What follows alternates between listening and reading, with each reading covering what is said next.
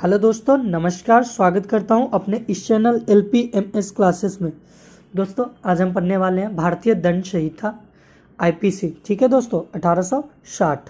दोस्तों, अभी तक हम 22 लेक्चर कर चुके हैं। अगर आपने 22 लेक्चर हमारा नहीं देखा है तो हमारे इस वीडियो के प्लेलिस्ट में जाकर देख लें। ठीक है दोस्तों, वहाँ पे आपको भारतीय दंड संहिता 1860 के नाम से प्लेलिस्ट बना हुआ है, उसमें आपको 22 के 22 लेक्चर मिल जाएंगे।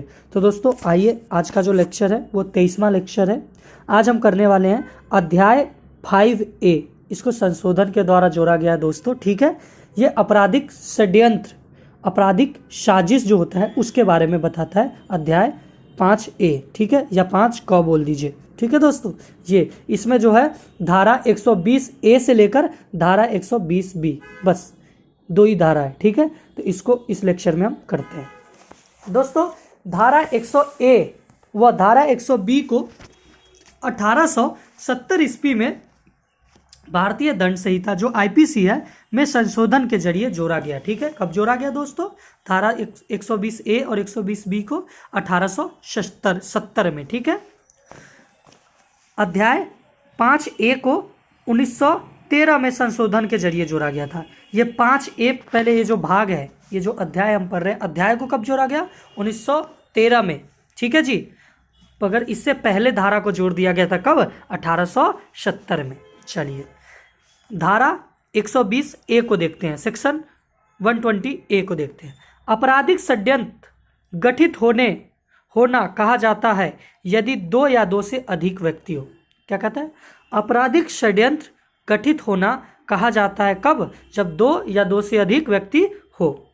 ठीक है, मान लीजिए किसी अवैध या गैर कानूनी कार्य को अथवा किसी कानूनी कार्य को गैर कानूनी साधनों द्वारा करने अथवा करवाने को सहमत होते हैं या समझौता करते हैं तो इन्हें ही कहते हैं आपराधिक षड्यंत्र। क्या है? अगर आप कोई अवैध काम कर रहे हैं तो कितने? 2 या 2 से अधिक व्यक्ति है, या आप कर रहे हैं कानूनी काम, वैध काम कर रहे हैं, मगर जो उसमें हथियार है, जो क्या है, औजार है, वो गैर कानूनी है। ठीक है, तो ये क्या है? आपराधिक षड्यंत्र माना जाता है। देखिए, इसमें क्या है? करार का मतलब अवैध कार्य करने के लिए किया जाता है तो मात्र सहमति से षड्यंत्र माना जाएगा। आपने करार किया, किससे? 2-3 लोग मिलके आपस में समझौता किया, समझौता को ही करार कहते हैं। आपने समझौता किया तो अवैध कार्य करने के लिए किया जाता है तो मात्र सहमति, आपने अगर उस 2 आदमी में आप भी एक तीसरा थे तो आपने सिर्फ सहमति दे दी षड्यंत्र में, तो आपको यही षड्यंत्र की सहमति, आपराधिक षड्यंत्र माना जाएगा। ठीक है, ये जो करार जो है, वैध कार्य को अवैध साधनों द्वारा किया जाता है तो यहाँ पर भी सहमति के साथ ही कोई कार्य को किया जाना भी आवश्यक है। अब मानिए आपने क्या किया? अवैध कार्य के लिए सहमति दे दी, तो इसको क्या होगा? आपराधिक षड्यंत्र माना जाएगा। मगर कोई वैध काम है, ठीक है, मगर अवैध साधनों से किया जाना है, ठीक है, तो कोई कार्य को किया जाना भी आवश्यक है। तो इसमें क्या है? अवैध काम तो कार्य है, काम तो आप लीगल कर रहे हैं, मगर इनलीगल किससे? आपके पास औजार है, तो वहाँ पे क्या होगा? अगर कोई काम नहीं होता तब तक ये षड्यंत्र नहीं है, जैसे ही काम हो जाएगा षड्यंत्र माना जाएगा। क्लियर? आपराधिक साजिश का मामला सर्वप्रथम 1911 के समय, ठीक है, आया। कब आया? 1911 के समय। एक उस समय केस हुआ था 1911 में, पुलटेरस केस। ठीक है, इसमें निर्धारित किया गया था कि जो कि IPC में की धारा 120A के आपराधिक साजिश की परिभाषा क्वीन बनाम मुल्चे 1868 केस में ली गई, ठीक है, ली गई है, उसको आपराधिक साजिश का दंड 120B में बता दिया गया। ठीक है जी, चलिए, तो अब धारा 120B आपराधिक साजिश जो षड्यंत्र का दंड है, आपराधिक साजिश जो आपराधिक षड्यंत्र है उसका दंड 120B में बताया गया। यदि अपराध मृत्यु अथवा आजीवन कारावास अथवा, ठीक है, 2 वर्ष या 2 वर्ष से अधिक का कठोर कारावास से दंडित होता है तो षड्यंत्र का दंड होगा जितना उस अपराध के दुष्प्रेरण करने का होता है। समझ में आया? अगर अपराध आपने किया है वो आजीवन कारावास से दंडित है, 2 वर्ष या 2 वर्ष से अधिक के लिए दंडित है, तो जो आपने षड्यंत्र किया है उस षड्यंत्र का जो दंड होगा जितना उस अपराध के दुष्प्रेरण करने वाले जो वो अपराध को करने वाला व्यक्ति है उस व्यक्ति को जितनी सजा होगी उतनी ही किसको होगी, जो इस साजिश में शामिल था, षड्यंत्र में। क्लियर। चलिए जी दूसरा देखते हैं। अन्य मामलों में षड्यंत्र का दंड अधिकतम 6 मास का कारावास, कारावास जो है कठोर या सादा कोई भी हो सकता है, प्लस जुर्माना या दोनों भी हो सकता है। अन्य मामलों में अगर ये 2 साल से नीचे का मामला है तो क्या होगा, कम से कम 6 मास की सजा होगी। दुष्प्रेरण और आपराधिक साजिश में अंतर क्या है, अब इसको समझिए दोस्तों। धारा 107 में आपने देखा दुष्प्रेरण के बारे में 3 चीजें बताया गया था। क्या बताया गया था, उकसाकर दुष्प्रेरण किया जाता है, साजिश कर कर किया जाता है और सहायता करके। अगर कार्य न हुआ, क्या आपने देखा था 107 में, कार्य न हुआ, ठीक है, कार्य का होना आवश्यक है। अगर उकसाते हो मगर कार्य नहीं हुआ तो क्या होगा, नहीं होगा। मगर साजिश आपने किया और साजिश का कार्य होना आवश्यक है। आपने किसी चीज़ की साजिश रची मगर वहाँ कार्य आवश्यक होना जरूरी है। आपने किसी को सहायता किया, कार्य का होना, तो वहाँ पे जो उस सहायता से कोई काम भी होना चाहिए, ठीक है जी। इसको हम कहेंगे दुष्प्रेरण। मगर आपराधिक साजिश में क्या होता है, देखिए दुष्प्रेरण को आपने समझा, फिर से समझिए। दुष्प्रेरण में 3 चीज़ें कही गई, उकसाकर दुष्प्रेरण कर सकते हैं, साजिश करके दुष्प्रेरण कर सकते हैं और सहायता करके। तो मानिए आपने उकसाकर कार्य किया तो दुष्प्रेरण हो गया, अगर उकसाकर काम नहीं किया तो दुष्प्रेरण नहीं हुआ। साजिश आपने क्या किया, आपने साजिश किया मगर साजिश से क्या होना चाहिए, कुछ कार्य होना चाहिए, अगर नहीं हुआ तो दुष्प्रेरण नहीं हुआ। आपने सहायता की, सहायता करने के बाद क्या हुआ, कोई ऐसा कार्य होना चाहिए, अगर कार्य नहीं हुआ सहायता करने के बाद भी तो दुष्प्रेरण नहीं माना जाता। मगर आपराधिक साजिश में क्या होता है दोस्तों, धारा जो 120A है ये क्या कहता है, ये कहता है आपसे काम हुआ न हुआ इससे हमको कोई मतलब नहीं है, आपने सिर्फ सहमति दे दी, मात्र सहमति होना ही अपराध है।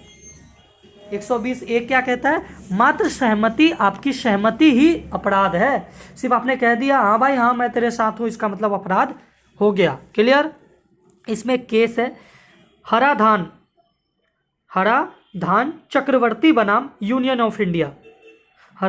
एक व्यक्ति को आपराधिक षड्यंत्र का दोषी नहीं ठहराया जा सकता क्योंकि व्यक्ति अकेले स्वयं से षड्यंत्र नहीं कर सकता। मानिए कोई एक व्यक्ति है तो उसको क्या आपराधिक दंड का षड्यंत्र कह सकते हैं कि उसने किया है, अकेले किससे षड्यंत्र करेगा, है कि नहीं। चलिए इसी में दूसरा केस आया तपन दास बनाम बम्बई राज। इसमें भी सेम यही बात को दोहराया गया, ठीक है। तीसरा केस आया VC शुक्ला बनाम CBI। इसमें कहा गया अगर 2 व्यक्ति पर आपराधिक षड्यंत्र का आरोप था तो एक को बरी कर दिया गया तो दूसरे को व्यक्ति को भी दोषी नहीं ठहराया जा सकता, ठीक है जी। अगर मानिए 2 व्यक्ति है, दोनों के ऊपर आपराधिक षड्यंत्र का आरोप लग गया, अगर एक का सिद्ध हो जाता है, दोनों में से एक का भी कि आपराधिक षड्यंत्र में ये व्यक्ति का इंटेंशन नहीं था तो दूसरे के ऊपर भी आपराधिक षड्यंत्र का आरोप सिद्ध हो जाएगा। क्लियर। चलिए चौथा केस आया तेज खान बनाम MP राज। आपराधिक षड्यंत्र के लिए पति और पत्नी दोनों दोषी होते हैं। अगर मानिए कोई आपराधिक षड्यंत्र हुआ है और उसमें पति पत्नी ने षड्यंत्र किया है तो इन दोनों को भी दोषी माना जाएगा, ठीक है। 5वां केस आया विजयन बनाम केरल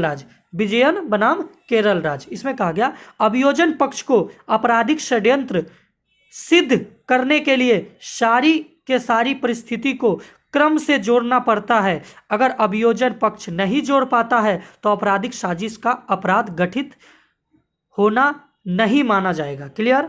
आप अभियोजन पक्ष है तो आपको साबित करना पड़ेगा भाई कि आपके साथ अपराध हुआ है, आपके लिए अब षड्यंत्र किया गया था, पूरा आपको प्रूव करके बताना पड़ेगा कि इस व्यक्ति ने आपके खिलाफ षड्यंत्र किया था, ठीक है। चलिए 6ठा केस है केहर सिंह बनाम दिल्ली राज।